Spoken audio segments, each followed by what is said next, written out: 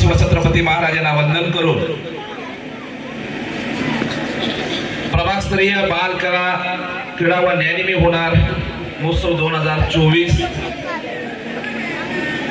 या कार्यक्रमानिमित्त उपस्थित आदरणीय माझे मित्र सन्माननीय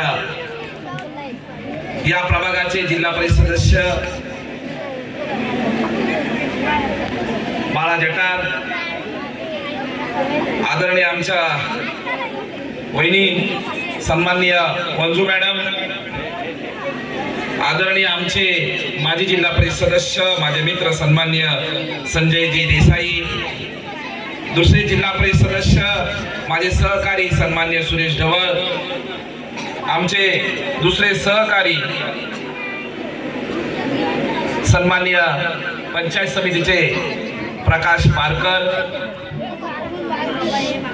ज्यांनी आता आपले विचार या ठिकाणी मांडले ते सन्माननीय मनोज गुळेकर, आदरणीय या गावच्या सरपंच, सर्व ग्रामपंचायत बॉडी, उपस्थित सर्व गावातील आजूबाजूच्या गावातील सर्व सरपंच, उपसरपंच, सर्व शिक्षक वर्ग, केंद्र प्रमुख, विस्तार अधिकारी आणि माझ्या बाल मित्रांनो, आणि आज खास करून वारगावमध्ये आल्यानंतर ज्यांची आठवण येते ते आमचे सन्माननीय बाळा वंजू, आणि बाळा वंजूंची आठवण काढत असते वेळी त्यांच्या कारकिर्दीला शोभावा असा कार्यक्रम माझे सहकारी या गावचे उपसरपंच सन्माननीय नाना शेट्टी यांनी त्या पद्धतीने कार्यक्रम केलाय, त्याबद्दल सर्वांनी या ठिकाणी नाना शेट्टींसाठी या ठिकाणी टाळ्या वाजवाव्यात. कारण माझे मित्र सन्माननीय बाळा वंजू ज्या पद्धतीने या वारगावचं नाव संपूर्ण जिल्ह्यामध्ये पोहोचवलं आणि त्यांच्या पायावर पाय ठेवून सन्माननीय नाना शेट्टी हे या गावाचं नाव पुढे नेण्यासाठी जे प्रयत्न करतायत त्यांना या ठिकाणी मी शुभेच्छा व्यक्त करतो. ज्या पद्धतीने माझे मित्र बाळा जटार यांनी सांगितलं की या खारेपाटण मधल्या कार्यक्रमाला पोट्या सावंत यांना फोन केल्यानंतर प्रत्येक वेळी येतात, त्याच्या मागचं कारणच एवढं आहे, जी बाळा वंजूने एक मैत्रीची गाठ या ठिकाणी आमची सर्वांची बांधून दिली आहे, त्यामुळे प्रत्येक कार्यक्रमाला या ठिकाणी यावंसं वाटतं आणि त्या खारेपाटणच्या प्रभागामध्ये आल्यानंतर बाळा वंजूची भेट झाल्यासारखं वाटतं, म्हणून माझ्यासारखा कार्यकर्ता या ठिकाणी या कार्यक्रमाला प्रत्येक वेळी येतो. आज जवळजवळ 3 वर्ष झाली आहेत, येणाऱ्या 21 मार्चला 3 वर्ष होतील जिल्हा परिषद अस्तित्वात नाही, त्यामुळे आज या कार्यक्रमाला उपस्थित राहताना थोडं जिल्हा परिषदच्या निवडणुका आल्या तसं वाटायला लागलंय, कारण या कार्यक्रमाकडे बघितल्यानंतर याचं आयोजन, याचं नियोजन अतिशय सुंदर आहे आणि या सुंदर कार्यक्रमाला उपस्थित राहत असताना ग्रामस्थांनी, सर्व सरपंचांनी, सर्व समितीच्या अध्यक्षांनी आपण ज्या पद्धतीने शिक्षक, सर्व शिक्षिका, सगळे विस्तार अधिकारी, सर्व केंद्र प्रमुख ज्या पद्धतीने हँडल करतात आणि हा कार्यक्रम राबवतात त्याबद्दल या सर्व शिक्षकांना यांना एकदा टाळ्या द्या. ज्या पद्धतीने ह्याला हँडल करता तसं प्रत्येक गोष्ट म्हणजे हे सांगण्यामागचा माझा मुख्य हेतू एवढ्यासाठीच आहे की आपल्या शिक्षकांमध्ये अजून ती क्षमता ज्या गुरुजींमध्ये होती, म्हणजे आम्ही विद्यार्थी होतो त्या गुरुजींमध्ये होती, ती क्षमता आहे हे सिद्ध होतं. म्हणजे जर तुम्ही मनात आणलात तर एखाद्या कार्यक्रमाचं नियोजन जर या सर्वांची मोठ मांडून तुम्ही करू शकता तर शिक्षणाच्या बाबतीत पण करू शकतात, हे दाखवण्याची आपल्यावर सगळ्यांवर वेळ आलेली आहे असं मला आवर्जून सांगावं असं वाटतं. काय समजलं काय बोललो ते? करून वाईट वाटून घेऊ नका, परंतु ती म्हणजे तुमच्या क्षमता आहे की जर ह्या नाना शेट्टी सारख्या कार्यकर्त्याला पुढे करून तुम्ही सर्वजण हा प्रभागाचा कार्यक्रम दिमागात व्हायला पाहिजे अशी जी आपली अपेक्षा असते. माझ्या प्रभागाचा कार्यक्रम, माझ्या विभागाचा कार्यक्रम, माझ्या तालुक्याचा कार्यक्रम चांगल्या पद्धतीने झाला पाहिजे, त्याचं जेव्हा डोक्यात भान ठेवून जेव्हा सर्वांना एक करता, तसं विद्यार्थ्यांच्या बाबतीत आपण सर्वांनी एक झालात तर विद्यार्थी आपल्या महाराष्ट्रात देशात नाव करू शकतात. या शब्दाचे आपण शिक्षक आहात, ते जर करून दाखवलात तर त्याचा अभिमान आणखी आपल्याला वाटू शकेल असं मला या कार्यक्रमाच्या निमित्ताने सांगावं असं वाटतं. राणे साहेबांच्या मार्गदर्शनाखाली माझ्यासारख्या कार्यकर्त्यांनी जडणघडण झालेली आहे.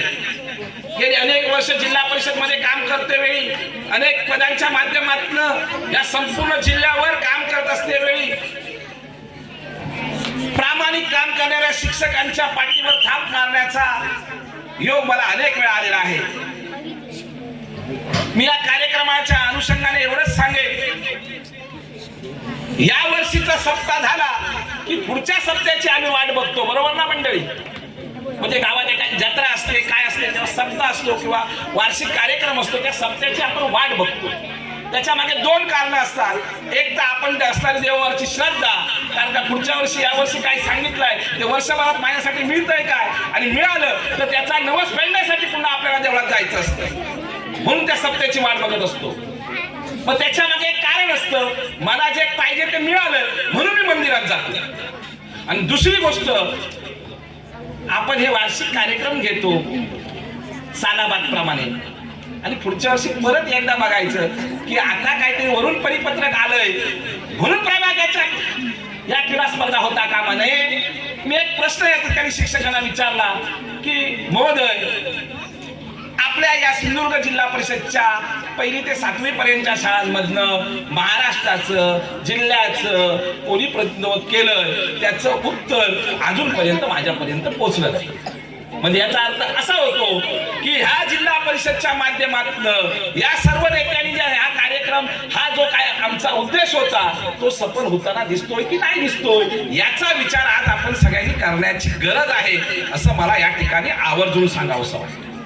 कारण आज जर आपण ठरवलं, जर एका भागामध्ये माझ्या माहितीप्रमाणे आजच्या कार्यक्रमाचा खर्च काढला 2-3 लाख रुपये तरी नक्की होऊ शकेल. असे जर सगळे प्रभाग काढले आणि असे जर सर्व तालुके काढले आणि असा जर एक जिल्ह्याचा कार्यक्रम काढला तर काही लाखो रुपयामध्ये खर्च होऊन जाईल. मग एवढे लाखो रुपये खर्च करायचे आणि आमचा एकही विद्यार्थी जर जिल्ह्याच्या बाहेर जाऊन काम करणार नसेल तर आपल्या माझ्या सकट व्यासपीठावर बसणाऱ्या सकट आपली सर्वांची कुठेतरी जबाबदारी आहे की नजीकच्या काळामध्ये पुढच्या वर्षीचा कार्यक्रम होईल त्यावेळी कुठेतरी एखाद्या किंवा 2 मुलांचा जिल्ह्याच्या बाहेर जाऊन खेळलोय म्हणून सत्कार करण्याची या ठिकाणी कार्यक्रमाला उपस्थित राहण्याचा आनंद या ठिकाणी होईल असं मला या ठिकाणी सांगावंसं वाटतंय. माझ्या सर्व विद्यार्थ्यांना या कार्यक्रमानिमित्त जशा गोळेकर सरांनी सांगितलं त्याप्रमाणे तुम्हाला मनापासून शुभेच्छा देतो. आपण या ठिकाणी जिंकण्यासाठी आलोय. जिंकणाऱ्यांना तर शुभेच्छा आहेतच, परंतु ज्या ठिकाणी आज हरले आहेत किंवा हरतील त्यांनाही शुभेच्छा एवढ्यासाठी राहतील की पुढच्या वर्षी त्या ताकदीने या ठिकाणी काम झालं पाहिजे. मी सर्व या ठिकाणी पालक आहेत, शिक्षक आहेत, त्याला आवर्जून सांगेन की आता सिंधुदुर्गाची किमान तरुण तडफदार आमचे सर्वांचे लाडके नेते नितेश राणे साहेबांवर येऊन पडलेले आहे. त्यांना अपेक्षित असणारं काम या ठिकाणी माझ्या सकट सर्वांकडनं आहे.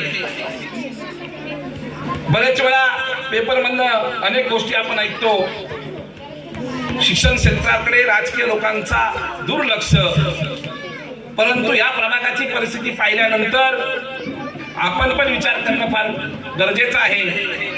1124 विद्यार्थी आहेत आणि 1124 विद्यार्थ्यांना जवळजवळ 125 शिक्षक या ठिकाणी 125 जागी 113 शिक्षक आहेत. म्हणजे शासनाच्या माध्यमातून किंवा जिल्हा परिषदच्या माध्यमातून कुठलीही गोष्ट देताना पुढारी कमी पडत नाहीत. फक्त त्याला लागणारी सर्व ताकद आपण सर्वांनी करूया आणि पुढच्या वर्षी जिल्हा परिषद या ठिकाणी अस्तित्वात असेल त्यावेळी आपल्या सर्वांकडनं आपल्या प्रभागापासून सुरुवात होऊ दे. आमचे विभूते सर मस्त बोलतायत. विभूते सरांबद्दल बरंच काही ऐकून आहे मी, चांगल्या गोष्टी.